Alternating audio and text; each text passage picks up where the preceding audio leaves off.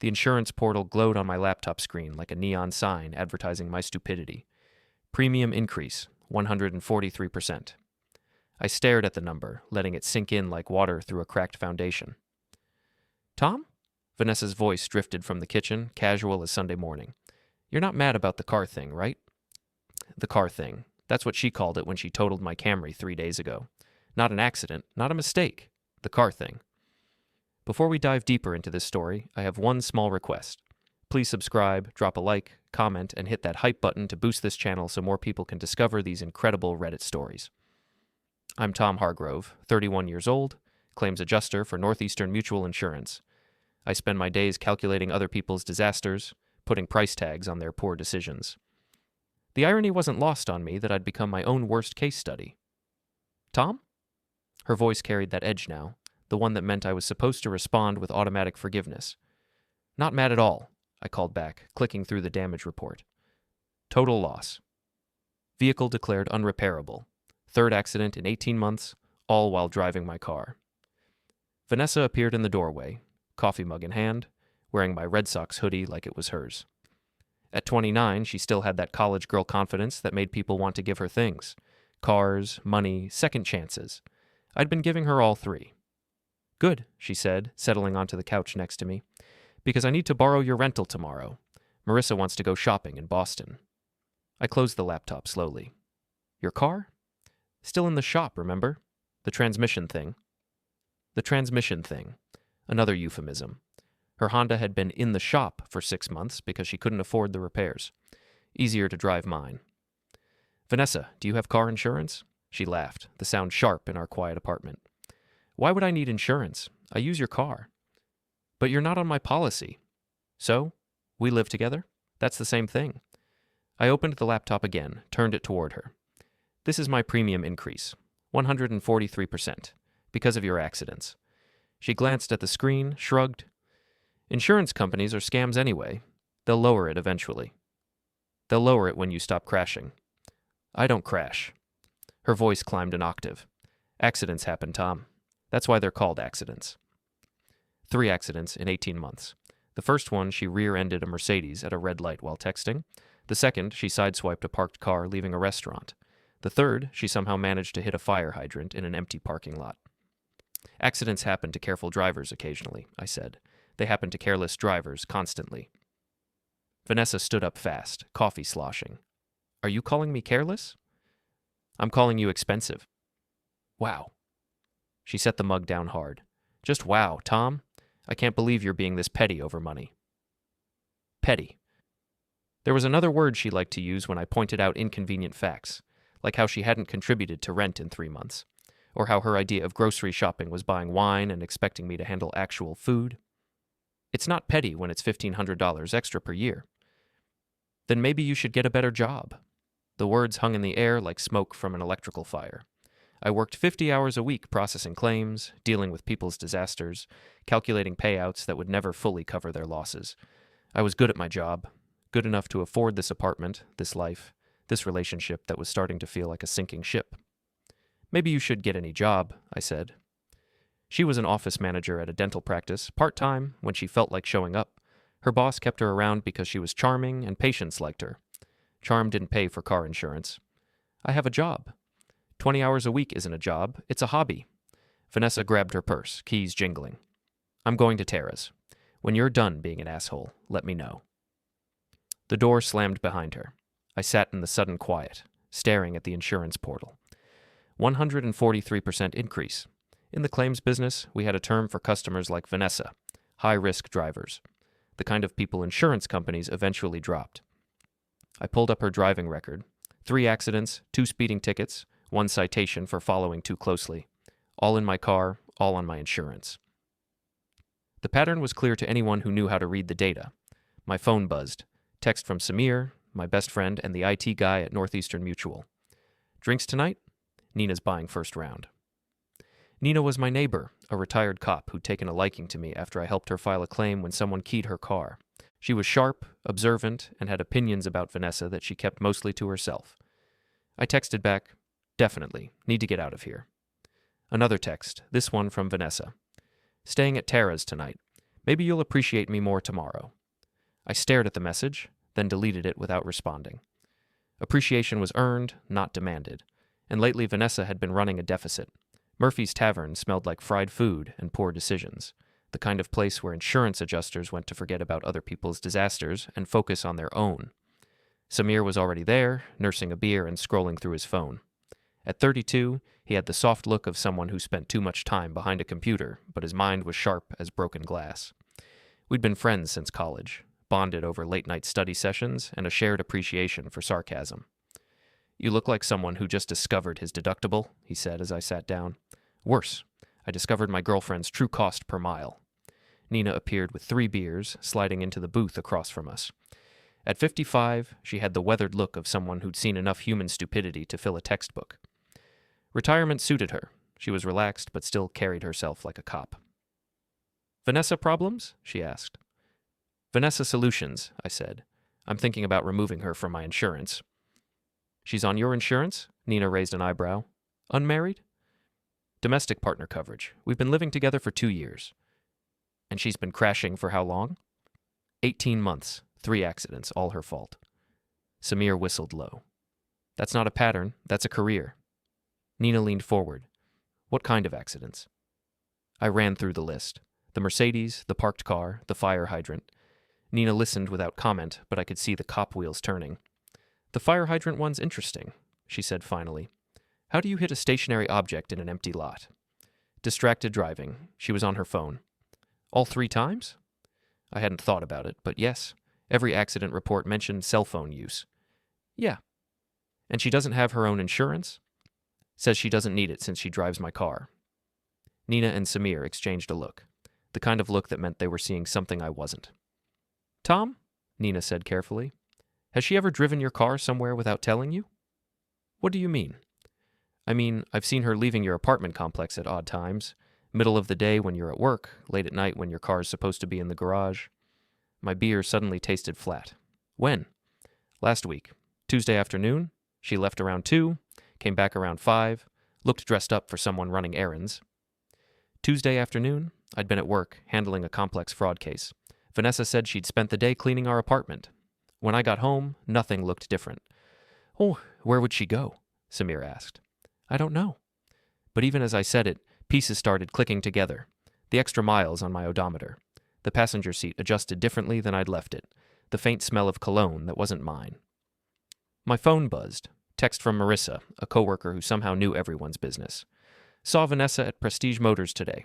Looked cozy with one of the sales guys. Thought you should know." Prestige Motors. The luxury dealership where they towed my totaled Camry for the insurance evaluation. Where Vanessa had insisted on going to handle the paperwork while I was at work. I showed the text to Nina and Samir.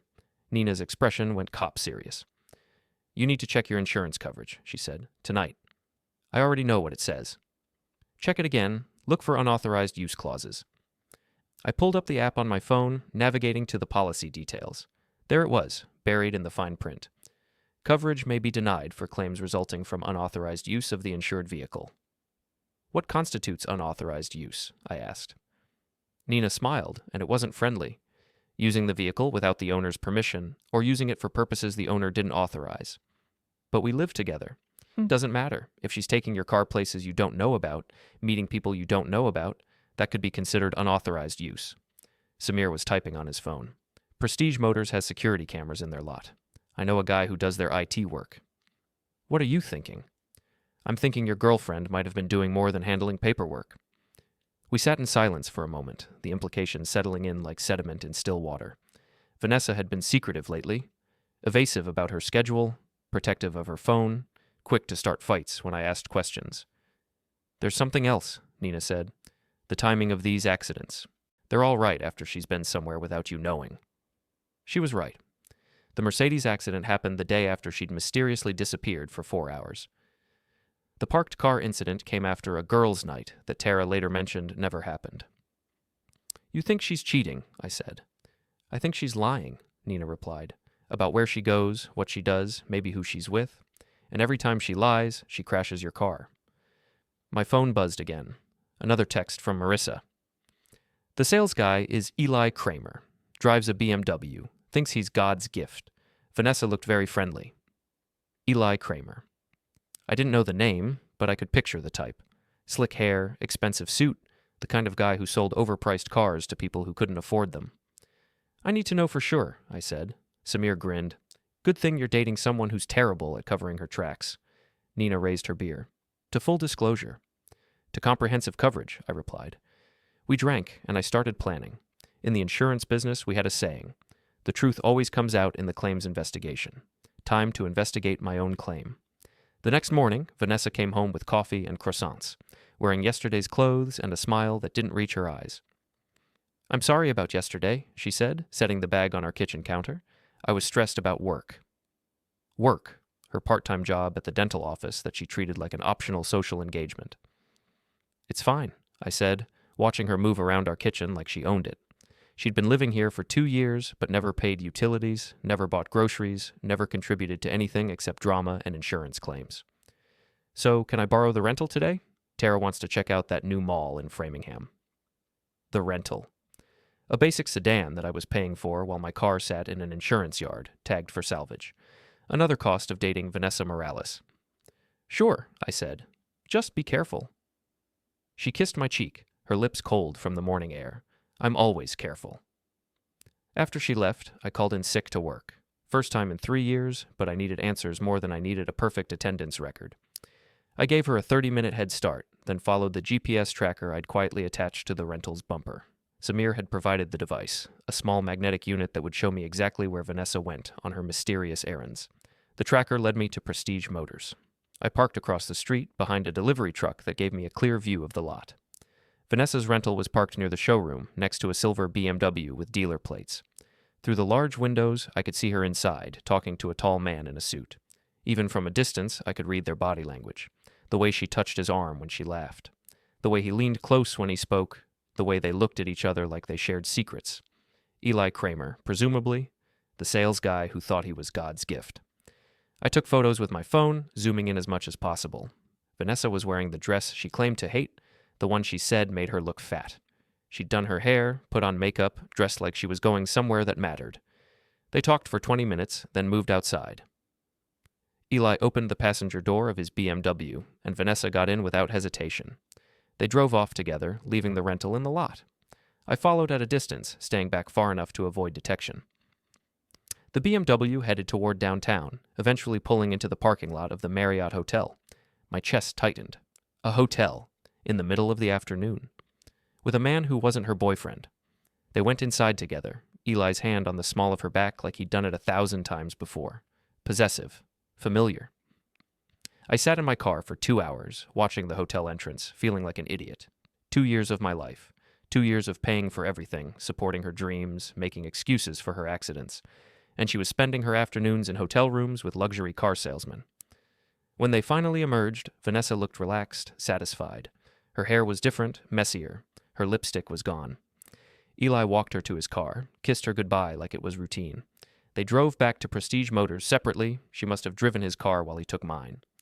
At the dealership, they had another long conversation in the parking lot. More touching, more intimate body language. Then Vanessa got in the rental and headed toward the mall in Framingham, covering her tracks, establishing an alibi, making sure her story about shopping with Tara would check out if I asked questions. I drove home, my mind churning through the implications. This wasn't a new relationship. The comfort level, the routine, the way they moved together. This had been going on for months, maybe since the first accident. My phone rang as I pulled into my parking space. Vanessa. Hey, baby, she said, her voice bright and fake. Tara and I are grabbing dinner at the mall. I'll be home late.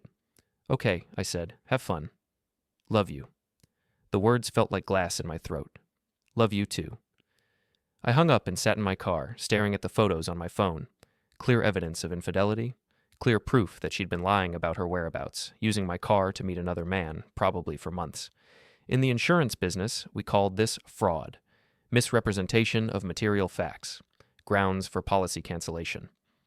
I called Nina. I need that unauthorized use clause explained, I said when she answered. You found something? I found everything. An hour later, Nina was in my apartment, looking at the photos on my laptop screen. Her cop instincts were fully engaged now, studying the images like evidence in a case. How long do you think this has been going on? She asked. Months. Maybe since the beginning of the accidents. That's not a coincidence. She was right. The pattern was too clear. Vanessa meets Eli, starts having an affair, gets distracted, and crashes my car. Then she needs to use my car more often to maintain the relationship, leading to more accidents. What's your next move? Nina asked. I'd been thinking about that since I left the hotel. In claims investigation, you gathered evidence first, then confronted the fraudulent party. But this wasn't a professional case. This was personal. I'm going to remove her from my insurance, I said. Tonight. That's smart. What else? I'm going to file a police report for unauthorized use. Nina smiled. Even smarter? What about confronting her? Not yet. I want to see how deep this goes first. Good instincts. In my experience, when someone's lying about one thing, they're usually lying about everything. After Nina left, I spent the evening going through our shared expenses, looking for other signs of deception. What I found made my stomach turn. Charges on my credit card that I didn't recognize, restaurants I'd never been to, a jewelry store purchase for $300, gas station charges from across town near Prestige Motors. She'd been using my credit card to fund her affair.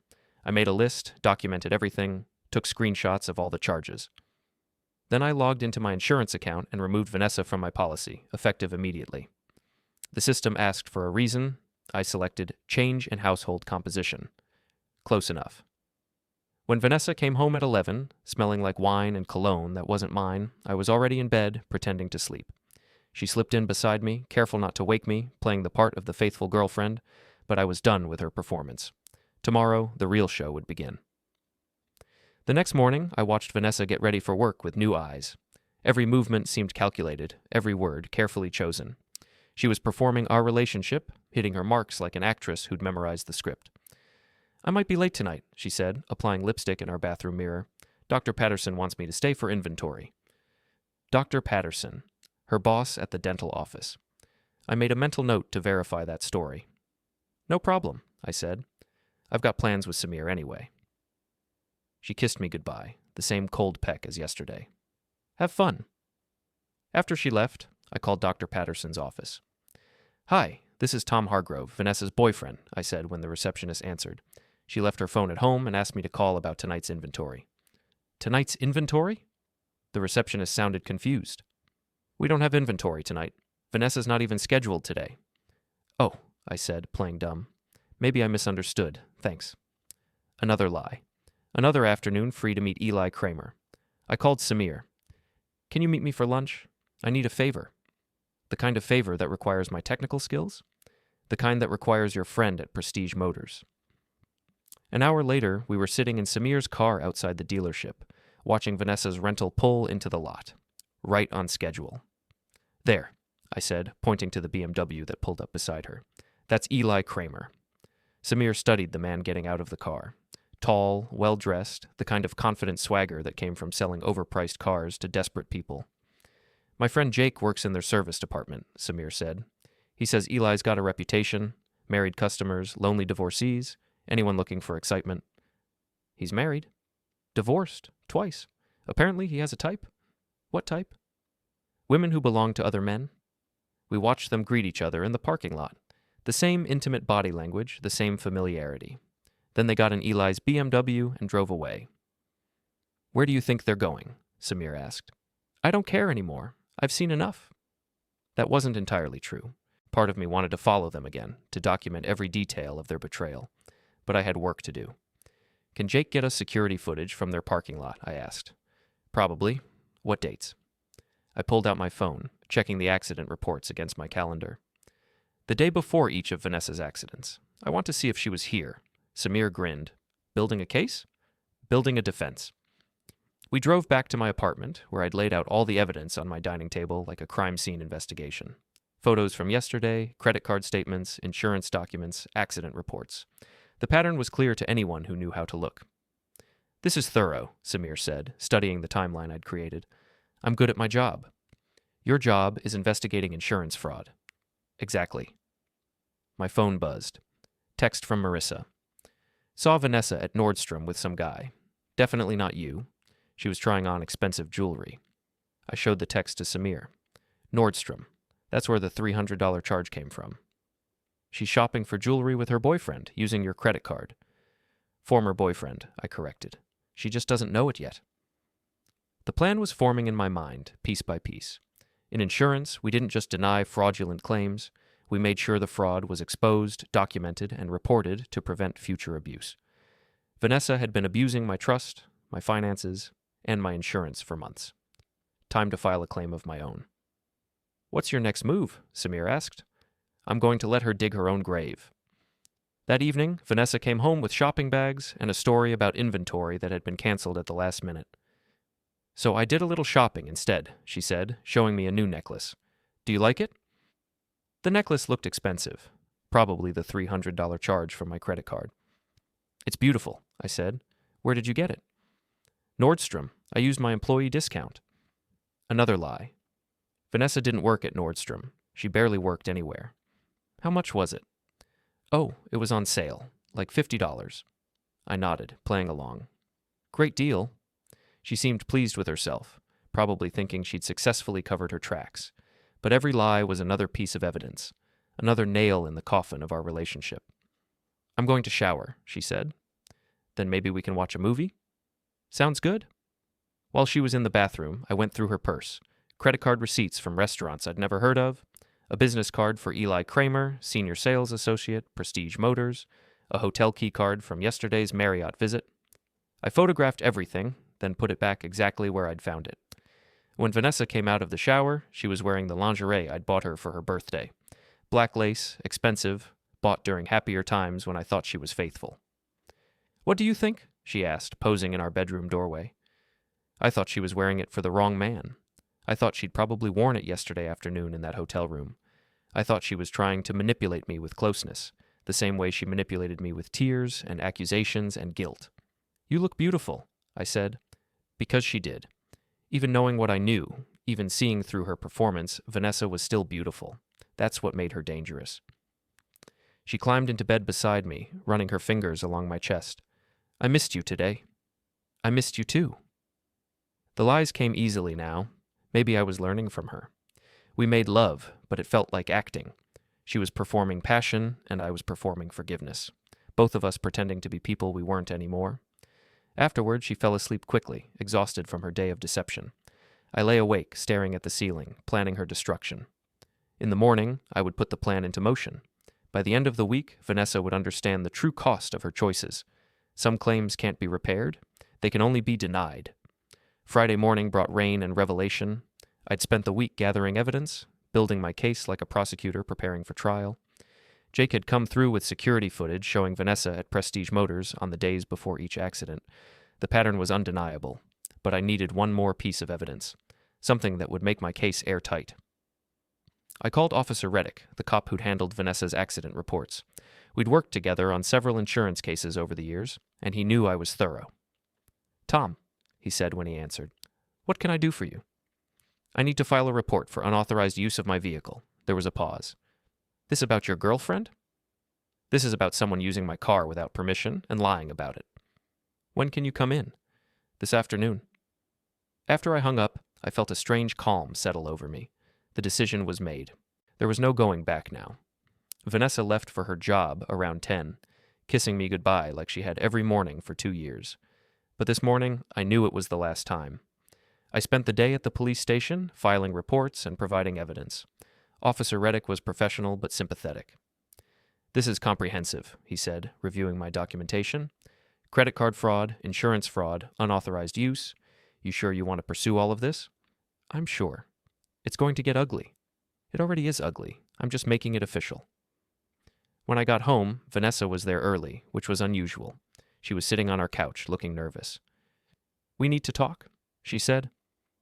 My heart rate spiked. Had she found out about the police report? Did someone tip her off? "About what?" "About us, about our relationship." I sat down across from her, studying her face. She looked guilty, which was appropriate. "I've been thinking," she continued, "and I feel like we've been growing apart lately." Growing apart. That was one way to describe infidelity and fraud. "Have we?" "Yes, and I think maybe we should take a break." A break. The coward's way of ending a relationship without taking responsibility. "How long a break?" "I don't know. Maybe I should move out for a while. Stay with Tara. Give us both some space to think. Space to think. Or space to be with Eli Kramer without sneaking around. If that's what you want, I said. She looked surprised, like she'd expected me to fight for her. You're okay with this? I want you to be happy, Vanessa. I want that too. She reached for my hand. This doesn't mean we're over. It just means we need time. Time. The one thing I wasn't willing to give her anymore. When were you thinking of moving out? Maybe this weekend? I know it's sudden, but I think it's for the best. Sudden. She'd probably been planning this for weeks, coordinating with Eli, making sure she had somewhere to go. I'll help you pack, I said. That night, I watched Vanessa gather her things with the efficiency of someone who'd been mentally preparing for this moment. Most of her clothes, her cosmetics, her jewelry, including the necklace I'd unknowingly bought for her. I'll come back for the rest later, she said, loading her suitcase into the rental car. Take your time. She hugged me goodbye, and for a moment I caught a whiff of cologne that wasn't mine. Even now, even while leaving me, she smelled like another man. I'll call you, she said. Okay. I watched her drive away, taillights disappearing into the rainy night. Then I went inside and poured myself a drink. My phone rang an hour later. Nina. I saw her leave, she said. You okay? I'm perfect.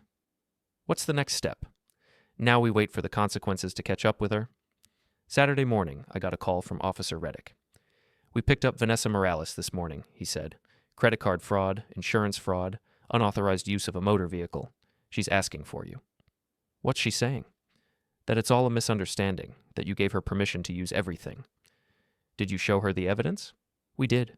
She's changing her story now. What's the new story? That you're doing this because she broke up with you. I almost laughed. Even in custody, Vanessa was trying to rewrite history, make herself the victim. Are you pressing charges? Reddick asked. All of them. She's going to need a lawyer. That's her problem now. After I hung up, I felt lighter than I had in months. The weight of her lies, her manipulation, her constant drain on my resources, all of it was finally off my shoulders. My phone buzzed. Text from an unknown number. This is Eli Kramer. We need to talk. I stared at the message for a long moment, then typed back, About what? About Vanessa. About what you're doing to her. What I'm doing to her. The police, the charges. This is insane. I almost admired his nerve. The man who'd been sleeping with my girlfriend, using my money to buy her gifts, was calling me insane for holding her accountable.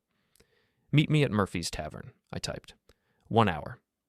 It was time to meet Eli Kramer face to face. Murphy's Tavern was busier than usual for a Saturday afternoon, filled with people drowning their weekend sorrows in cheap beer and cheaper conversation. I arrived early, claiming a corner booth where I could see the entire room. Eli Kramer walked in 10 minutes later, and I recognized him immediately from my surveillance. Tall, well-dressed, the kind of artificial confidence that came from selling people things they couldn't afford. He spotted me and approached with the swagger of a man who thought he held all the cards. Tom Hargrove? He slid into the booth across from me without invitation. Eli Kramer. I didn't offer to shake hands. He was younger than I'd expected, maybe 33, with the kind of manufactured good looks that appealed to women like Vanessa. Expensive suit, perfect hair, watch that cost more than most people made in a month. Look, he said, leaning forward like we were old friends. I think there's been a misunderstanding. About what? About Vanessa, about the situation. What situation is that? He smiled, the practiced expression of someone used to talking his way out of trouble.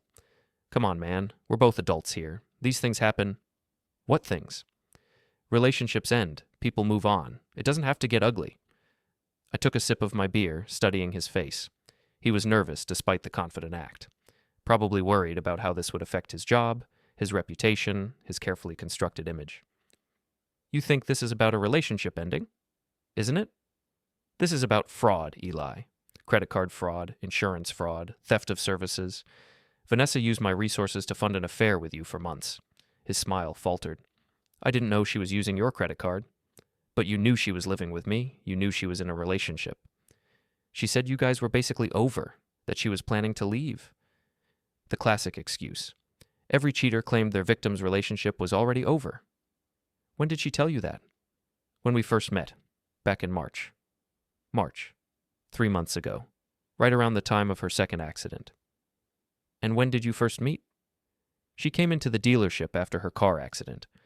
We got to talking, had some chemistry. One thing led to another. One thing led to another, I repeated. That's your explanation for a 3-month affair? Look, I'm sorry it happened this way, but you can't blame me for falling for her. I almost laughed. He actually thought this was about romantic rivalry, about two men competing for the same woman. I'm not blaming you for falling for her, I said. I'm blaming you for participating in fraud. What fraud? I pulled out my phone, showed him the photos I'd taken of them together. His face went pale. You've been following us? I've been investigating unauthorized use of my vehicle and credit cards.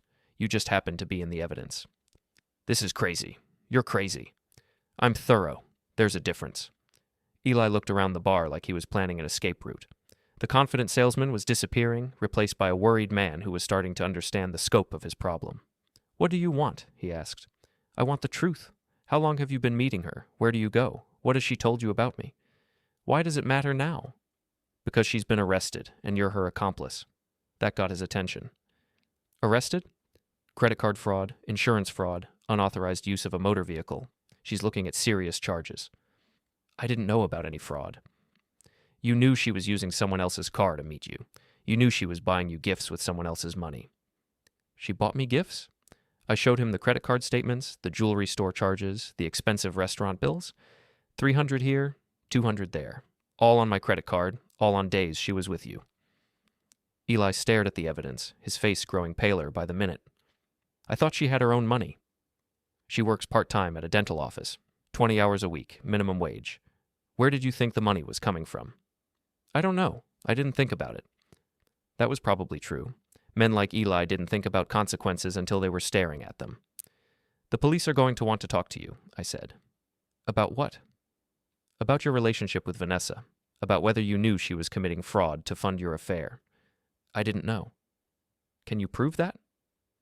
He was quiet for a long moment, staring at his hands. When he looked up, the swagger was completely gone. What happens now?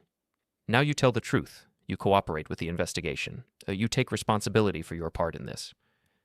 And if I don't? Then you go down with her. I finished my beer and stood up.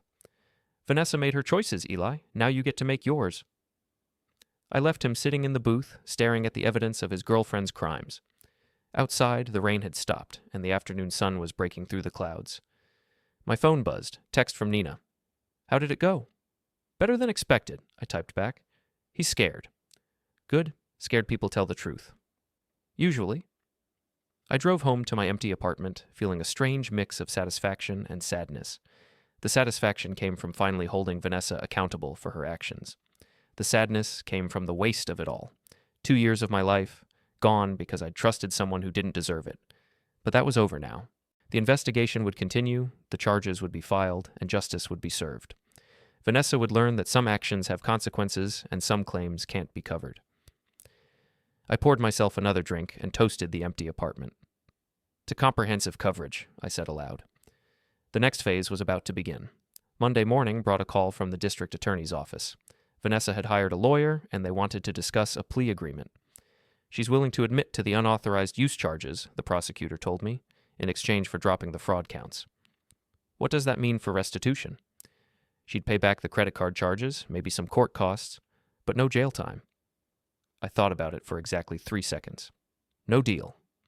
Mr. Hargrove, this would save you the time and expense of a trial. I'm not interested in saving time.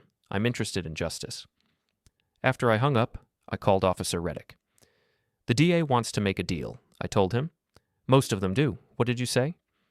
I said no. How strong is the case? Rock solid. We've got the security footage, the credit card records, the hotel receipts. Plus, Eli Kramer came in yesterday and gave a full statement. What did he say? Everything. The whole timeline, every meeting, every lie she told him about you. He's cooperating fully. Smart man. Eli had chosen self-preservation over loyalty, which was probably the first intelligent decision he'd made in months. What's the timeline for trial? Could be 6 months, could be a year, depends on how hard her lawyer wants to fight. I've got time. That afternoon, I got a call from Tara, Vanessa's friend and supposed roommate. Tom, you have to drop these charges, she said without preamble. Why would I do that? Because Vanessa is my friend, and she's going through hell right now. She's going through the consequences of her actions. She made a mistake. She made dozens of mistakes for months, all while lying to my face. Tara was quiet for a moment. She loves you. She has a funny way of showing it. People do stupid things when they're confused. Confused people make bad decisions. Criminals make calculated choices. You're being cruel. I'm being fair. She's talking about taking a plea deal. Good. She should. But if she does, she'll have a criminal record. It'll ruin her life. I almost laughed. Her life? What about my life? What about the 2 years I spent supporting her, paying for her mistakes, believing her lies? That was your choice? Based on her deception. Tara sighed. What do you want, Tom? Money? An apology? What would it take for you to drop this? I want her to face the consequences of her actions. I want her to understand that fraud has a price. You're destroying her future. She destroyed her own future. I'm just making sure she pays for it. After Tara hung up, I felt a moment of doubt. Was I being too harsh? Was this about justice or revenge? Then I remembered the hotel receipts, the credit card charges, the months of lies. I remembered watching her kiss Eli goodbye while wearing my clothes and spending my money. Justice and revenge weren't always different things. That evening, Samir came over with Chinese food and updates from his friend Jake at the dealership. Eli got fired, he said, unpacking containers of lo mein and General Tso's chicken. When? This morning. Apparently his boss found out about the affair and decided it was bad for business. What's he going to do? Jake says he's looking for a new job, but word gets around in the car business. Nobody wants to hire a salesman who sleeps with customers' girlfriends. We ate in comfortable silence for a while, watching a baseball game on TV. It felt good to have normal human interaction, to remember what friendship looked like without drama and deception. Any regrets? Samir asked during the 7th inning. About what? About how hard you're coming down on her. I thought about it honestly. No, she had every opportunity to tell the truth, to make things right. Instead, she doubled down on the lies. What if she'd been honest from the beginning? You mean if she'd said, Tom, I'm having an affair and I need to move out? Yeah. I would have been hurt, but I would have respected her honesty. We could have ended things like adults. Instead of like this? Instead of like this. The game went to extra innings, and we opened another beer. Outside, the city was settling into its evening rhythm. People coming home from work, families having dinner, couples walking their dogs. Normal life, the kind I'd thought I had with Vanessa. You going to start dating again? Samir asked. Eventually, when I trust my judgment again. Your judgment was fine. She was just good at lying. Maybe that was true. Maybe I wasn't naive for believing her, just unlucky for choosing someone who was willing to exploit that trust. My phone buzzed. Text from an unknown number. This is Vanessa. I'm taking the plea deal. I hope you're happy. I showed the message to Samir. He shook his head. Even now, she's trying to make you the bad guy. Old habits. I typed back. I hope you learned something from this. Her response came immediately. I learned that you're not the man I thought you were. Neither are you, I replied. Then I blocked her number. The game ended in the bottom of the 10th. A walk-off home run that sent the crowd into celebration. New beginnings, fresh starts, the promise that tomorrow might be better than today. I was ready for that promise.